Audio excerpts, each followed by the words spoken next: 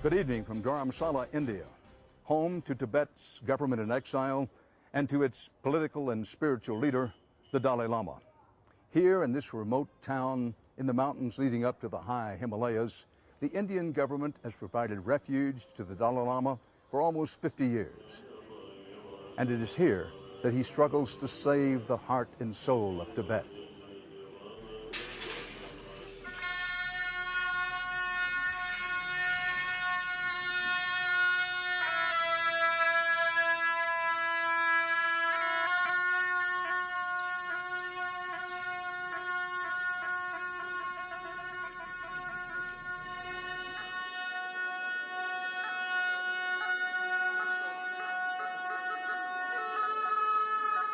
For Tibetan Buddhists, he is the holiest, believed to be the 14th reincarnation of the Buddha of compassion. Tourists and monks, pilgrims and children treasure a moment in his presence. His name is Tenzin Gyatso, and beyond his spiritual duties, he is Tibet in exile's political leader. This one man keeps the dream of Tibet, one free of Chinese domination, alive. Today, the Dalai Lama claims to represent a country that does not officially exist. All of the world's governments, including the United States and India, recognize Tibet as part of China. But the simple presence of the Dalai Lama is a reminder that Tibet is not gone. And this one man, devoted to peaceful change but determined to save his country, keeps China, one of the most powerful nations on earth, on edge. In our hour-long interview in the reception offices inside his fenced and heavily guarded compound, thank you, Your Holiness. I appreciate you doing this very, very much. The Dalai Lama directly challenged China's communist leaders to change. So therefore, if the present Chinese policy in Tibet, almost like a rule of terror, now this helping or to keep resentment among the minds of Tibetan people. Now this must change. Otherwise, this is long run, they counterproductive. One way, they emphasize stability and unity. But stability, unity must come from heart, not under gun. What His Holiness the Dalai Lama wants is what he calls, quote, meaningful autonomy for Tibet. Not independence, but some form of self-rule. Chinese leaders, including President Hu Jintao, say the Dalai Lama, a 72-year-old Buddhist monk without a country or an army, is a direct threat to China. The official party line is that Tibet has always been a part of China, and that the Dalai Lama is a politician intent on breaking up what China calls the motherland. Chinese officials are quick to condemn the Dalai Lama's meetings with political leaders as he travels around the world seeking support. In September, China protested German Chancellor Angela Merkel's private meeting with His Holiness, calling it, quote, a gross interference in China's internal affairs that severely hurts the feelings of the Chinese people and undermines relations between the two countries. For many nations, risking their economic relations with China is something they cannot afford. You have so much experience, particularly in this part of the world, but you've traveled the world as a whole.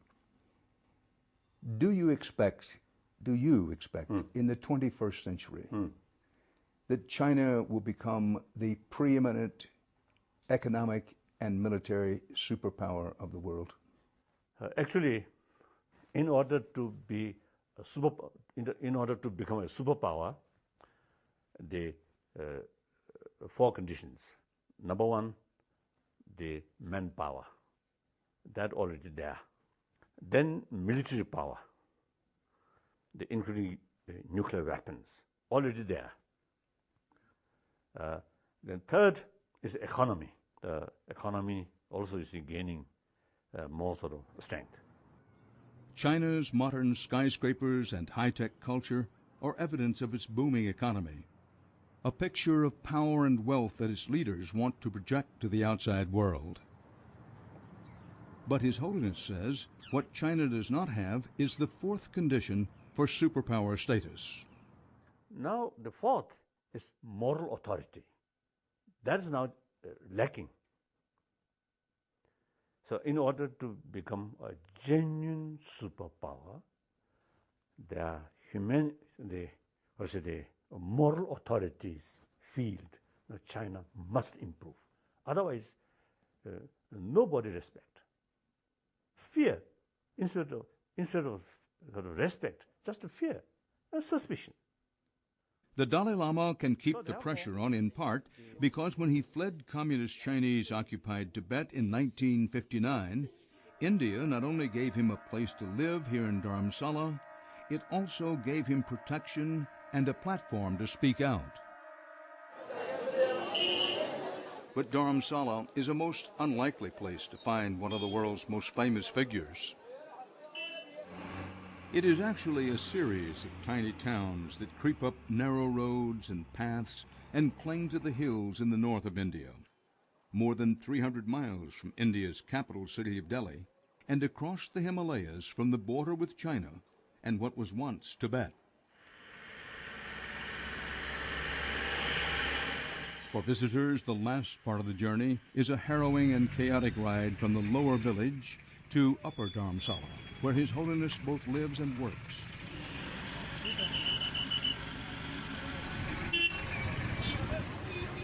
It is a place where cows confront cars, and the cows often win. Donkeys do the heavy lifting on steep hillsides, and monkeys look down from rooftops and cling to cell phone towers. The ancient and the modern are constant companions here, drawn together by this one man who calls himself a simple monk. 8,000 Tibetan exiles now make their home here in Dharamsala, and more arrive every day. They come from every region of what was once considered the country of Tibet. Often called the rooftop of the world, Tibet once stretched from the highest of the Himalayas, including Mount Everest on its southern border with Nepal, across some of the world's highest plateaus. Historically, Tibet made up as much as 1/4 of China's vast territory. Politically, Tibet shrank over the centuries, and today China designates only the southern portion as the Tibet Autonomous Region. For hundreds and even thousands of years, Tibet was a mystery to most. Its geography walled it off. Visitors were discouraged.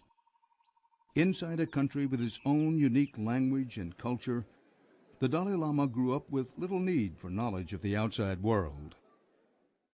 Chosen at the age of 4 as the reincarnation of the previous Dalai Lama, he grew up behind the walls of the enormous Potala Palace in Lhasa.